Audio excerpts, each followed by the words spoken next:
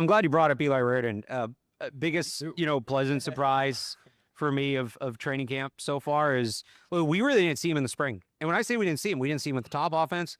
We really didn't see him with the second offense. We didn't see him a ton with the third offense. He kind of wasn't out there. Like Arkin was repping ahead of him. CJ Dupree was repping ahead of him. There were guys. Hey, I know Taylor's excited about Tanner Arkin. He's been out there a good amount too. But you use a top 100 pick on Eli Raridon, and I think we all agree his ceiling is higher and what he can provide as pass catcher, all that. He's been out there a ton. He's worked with Drake. He's worked with Tommy DeVito. He's consistently getting open, even on plays when he's not getting the football. They need him to step up, especially in the aftermath of the Julian Hill injury. Taylor, as you mentioned, Mike Vrabel said he's not thinking as much. He's playing faster. Now, look, the pads are going to come on, and that's when we're really going to be able to tell, because he's going to have to contribute as a blocker for them to run 12 at the level they want to run it. But, Brian, we'll start with you. I did not. I thought this was going to kind of carry over from the spring, and all right, here's another draft pick that maybe is going to be closer to a red shirt. He looks like he could be a regular part of the offense right now. Right now, you don't feel really like you have to go sign a veteran because what you've seen from Eli Raridon. You mentioned he's getting open a ton. You look at probably the catches and targets. It doesn't look pretty, but it's a lot of overthrows and the quarterback's missing him when he is open. So you can see the athleticism, threatening the intermediate, threatening up the seam. He had one today where he really settled in nicely in between a zone and in between a couple defenders. So maybe that things are kind of slowing down for him as well. So it will be big when the pads come on. See if he can, paint in line and contribute in the run game. But so far, it's been a really good start for Eli Raridon. Mike. Yeah, I echo that. I was just going to say the same thing about the settling in the zone. He kind of had to turn his body a little bit, was able to come down with the catch. So that's like the little intricacies we've talked about in this offense.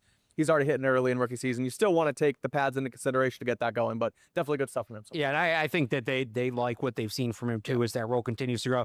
Taylor, do you have any thoughts on Eli Raridon, or if you want to talk Tanner Arkin, now would probably be the time? I will say I understood why the rookies weren't really getting involved. Yeah. One was a little bit different because you want to start, getting them comfortable. Right. But again, you want them to play fast. I think traditionally Mike Vrabel has put the rookies in the second team or the third team or what have you, just so they can make those mistakes. They're not overmatched. Like, how much is going to help you if Robert Spillane is covering, but I'm glad that we are seeing, because even in the spring, he did have some drops at times, and it seemed like maybe he was thinking too much. But this is the second day of this summer where we saw him box out a defender and use his size over the middle. Drake may seize that. It wasn't from him. It was from Tommy DeVito. But that's something you put on tape and gives your quarterbacks comfort that you're going to be able to be a security blanket in a very difficult part of the field. But one thing I really do want to see from him once the pads do come on is not just the blocking, because Eli Raridon was a good blocker in college. I think he still has room to get stronger and better. But what I want to see from him, and the one thing that really stuck in my craw watching him at Notre Dame, and I love most of what he put on tape, was the effort towards the end of those blocking plays in the strain.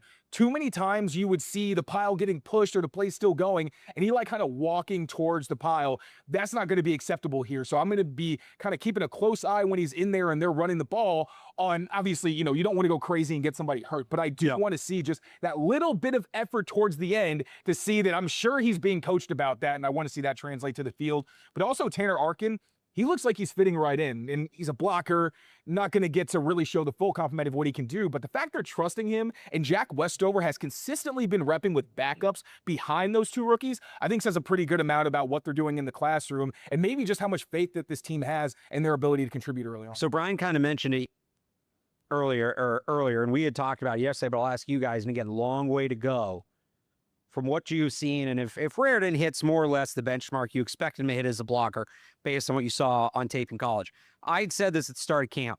I'd been saying it since the spring. They're not going to rush out and sign a tight end. Let the kid show you what you got. And if they don't hit a certain level, then you go get a veteran. If Raridon hits that level you think he'll hit as a blocker, not great, but serviceable. Do they need to call Will Disley? Do they need to call Mercedes Lewis? Do they need to call Pharaoh Brown, or is this enough? I would say no, because if he's not getting it done, you put in Caleb Lomu. No, you wouldn't call somebody? I wouldn't call somebody, I don't think. Because if he's fine, and you say, look, you're okay, but we're playing a team that has 265-pound defensive ends, and we don't really know if you're quite there yet, that's what Caleb Lomu's for. Because if Will Disley's on the field, no one thinks you're throwing to Will Disley. And really it was more a matter of, are they going to be comfortable throwing the rookies out there? Mike Vrabel straight up said, yeah, we're going to use him as a jumbo tight end. So I think that right now they're in a pretty good spot. Yeah, it's obviously early because, you haven't seen the pads on yet. But like you said, the ceiling, if they can get there. I mean, you've seen what they did with Arkin as a sort of tight end fullback the other day. Caleb Lomu in there as well. The other thing I wanted to note here was just Oh, I lost my train of thought. Oh yeah, he played fullback. Loma was in the other spot, so I think they're going to be fine there, and I don't think you'll have to send him else because there's other roster battles as well on this team. We talk about the wide receiver and some others as well that you might need an extra sort of wild card position, if you will. What you likened it to, like March Madness, the roster spots. Yeah, roster spot. That's what I was trying to get to. So, those are there as well. So I think as of right now, you're probably fine. I'll say Taylor mentioned like they can use Caleb Lomu there. They've also used Reggie Gilliam a little bit, like inline at times. So just another body. So everyone likes Eli Raridon except Madden, right? Right. Yeah. I tweeted out the rookie ratings Madden release. So I'll read them here so Taylor can get visibly frustrated because it was a show. I wish you had all seen it. So the rest of the ratings will come out this week. The Patriots rookie overall ratings according to Madden. Now, Gabe Akis, we'll get to him in a little bit, leads the way to 76. Caleb Lomu is a 75. Jim Miller and Karan Prunty are tied for third at 68. Tied for fifth, Demetrius Crownover, Nnamdi Obiizer, and Q Hutchins at 67. Then you have UDFA David Blay at 66. Have you guys noticed David Blay at all in this camp? Check him off the attendance every morning. At a 65 overall, you have and then you have Eli Raridon coming in at a 64. The only other rookies that got ratings, Jacob Rizzi at a 62, Baron Morton at a 60. Think. Isn't that Ocho Cinco? Does Ocho Cinco do those nowadays? Part of it. I don't think he's doing the rookie ones, but look, part of it is I think they're projecting tight ends take longer to develop in the NFL than other positions, but he should be starting. So maybe really worse than guys who might not make the team. Like, come on. So I think he's like a really good lawn snapper. Maybe.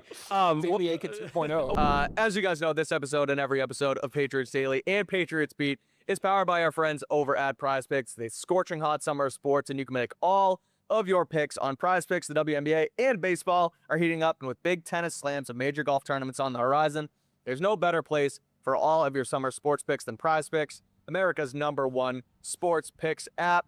WNBA continues on this summer after the All-Star break last weekend, and Prize Picks is helping me get in on all of the WNBA action. New rookie in Minnesota, Olivia Miles, is killing it up there for the Lynx, and you compare her stats with Caitlin Clark, Sophie Cunningham, Angel Reese, everybody in the W. So make sure you do that right now, and all you got to do is download the app today and use code CLNS and get $150 instantly in lineups if you win your first $5 lineup. Again, download the app today and use code CLNS to get $150 instantly in lineups if you win your first $5 lineup. Prize Picks, America's #1 sports picks app.